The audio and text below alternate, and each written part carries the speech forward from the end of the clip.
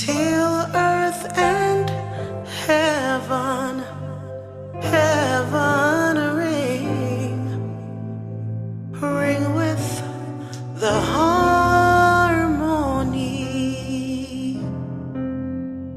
of liberty.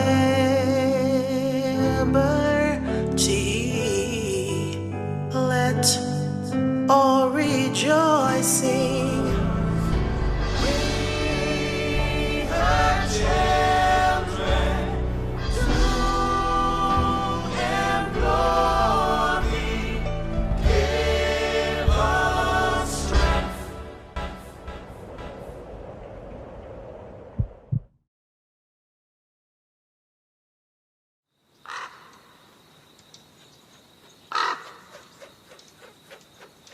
I'm Alicia George, and I'm standing here on the site of a sugar factory about 100 years old with none other than Lila Hampson Farrell, the brainchild of the project This Is Me. Now, this is a story about African descendants and their journey from West Africa to Antigua. And Lila is going to tell us a bit about how she conceptualized this project. Lila, what inspired you to create such a project, and what is the project about? Okay, so in 2019, we began planning family reunion, which is the Hampson family reunion. And we began to do in-depth research into the lineage from Africa, trying to trace the roots as far back as possible. And last year, we got stuck at a black woman who's recorded as Catherine, who had children with a white man recorded as George or Frank Hampson. I would have had that for a little while sitting down, and then I began to think about what I would do for my birthday. And I thought of doing a music video, but this was not the way I expected it to be. I expected it to be a come and sing a song and go home kind of thing, and then it became something else over time as I thought about it and began to put the pieces together for a video. It took a different life. Now, you mentioned that you were trying to trace back your lineage. How does that connect with the project? Okay, so This Is Me sums up for me an identity crisis. Not necessarily a personal identity crisis, but not knowing who we really are, where we came from, what our forefathers would have gone through, what happened to pave the way for us today. We don't know. And because we don't know, we don't appreciate what we have now. And so in putting it together, the This Is Me is from the movie The Greatest Showman. And I really love that movie. I really love that song. And so I thought of doing that song in particular. And so I began saying I was going to do This Is Me. But then February is Black History Month. Black History Month is my birth month. And then it began to be, let me do something that I like that is Black history related. So I began looking for the songs that I like.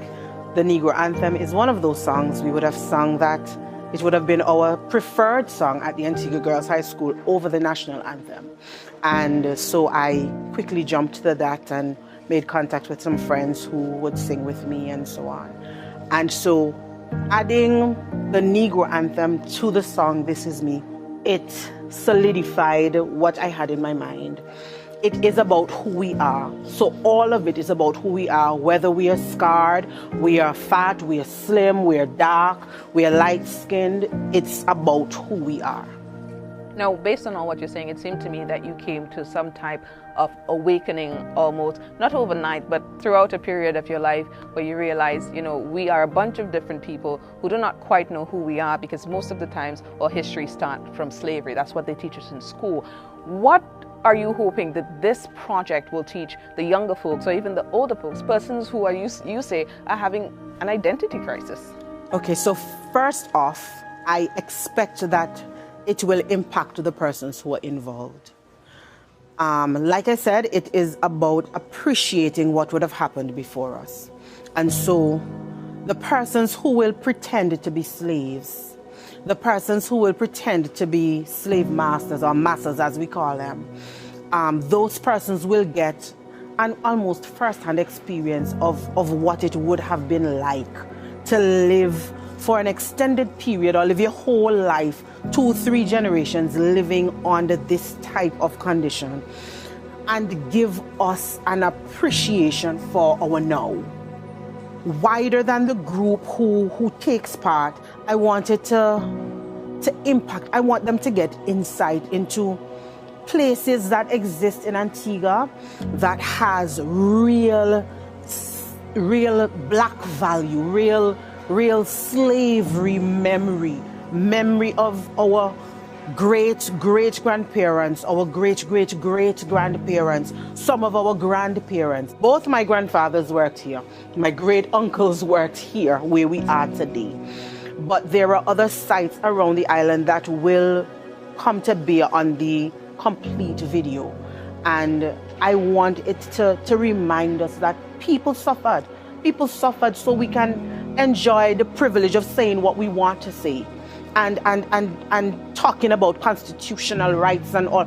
People suffered so that we can have that. And it is very important to me that my children, 11, 6, and 4, understand these things, because in all of my life, at the Antigua Girls High School, at the Antigua State College, at Foundation Mixed School, studying in Antigua as a child, you don't get exposure to any of this. They tell you to do a Black History Month project and they list some names for you.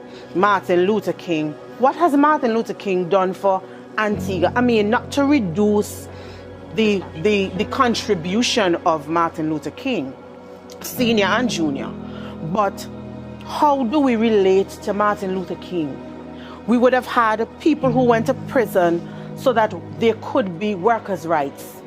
We have people in Antigua who have suffered, really been through so that we can have. There are places in St. John's and because we don't appreciate, we push down things and we roll them over and we throw them all and say we developing and we building, but we don't want to restore anything. We don't restore anything.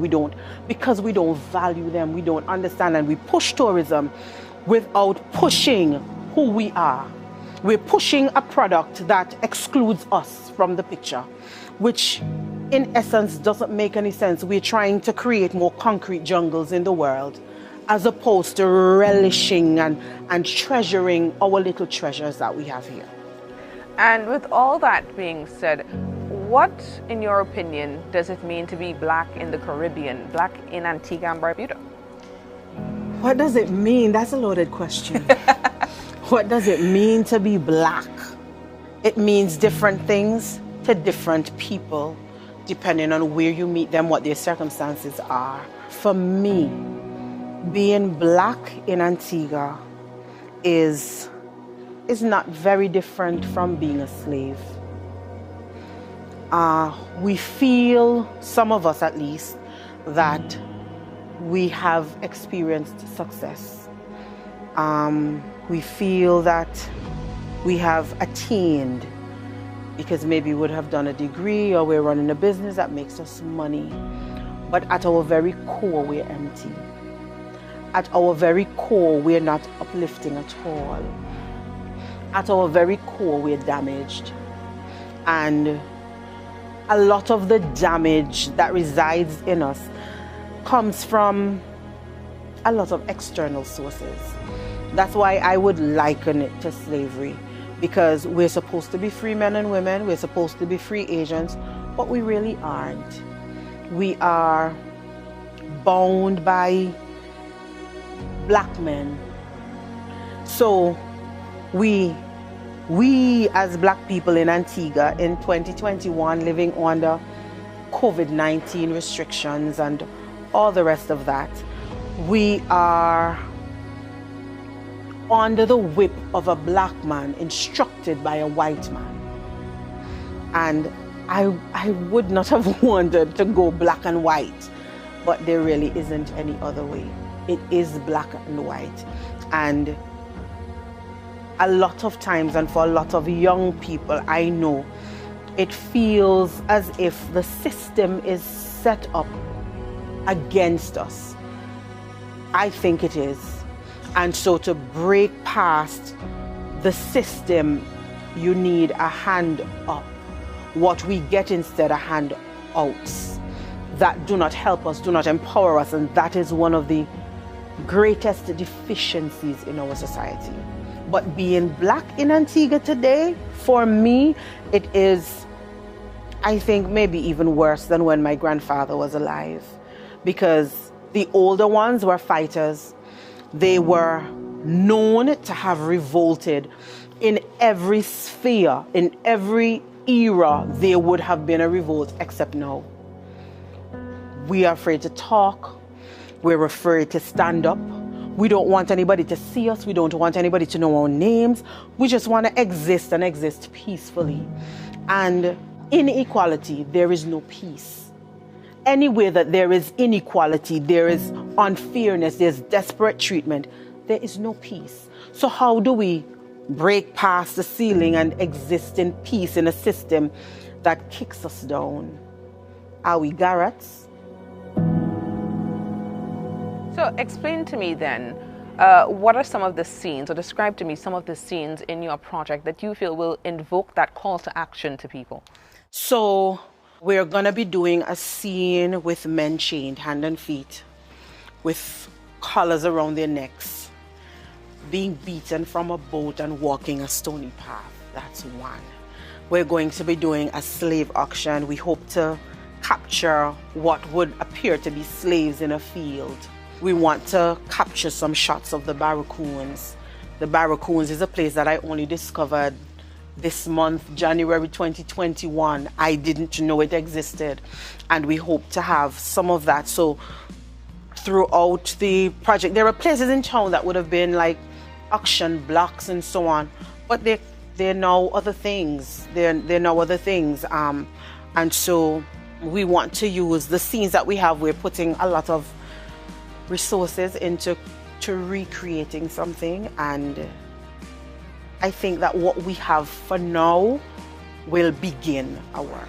Now, This Is Me will be divided into 2 music videos. Where will this debut? Where can persons find it? Where will it be aired? So we're hoping to launch on ABS once ABS allows, and we are scheduled for an interview on Voice of the People, but all traffic to see the video will be directed to 360 Aperture and Lifeline Records. They are responsible for the sound, the visuals that you will see. The quality that comes out is a representation of young Antiguan talent. Everybody who is working on this project is some black somebody child from Antigua some way. And even if they're not originally from Antigua, them from them parts, them come from West Africa up on boat and drop off down the road. Yes. Okay. Well, you heard it here, Lila Hampson Farrell speaking about her project, This Is Me, something to look out for in 2021.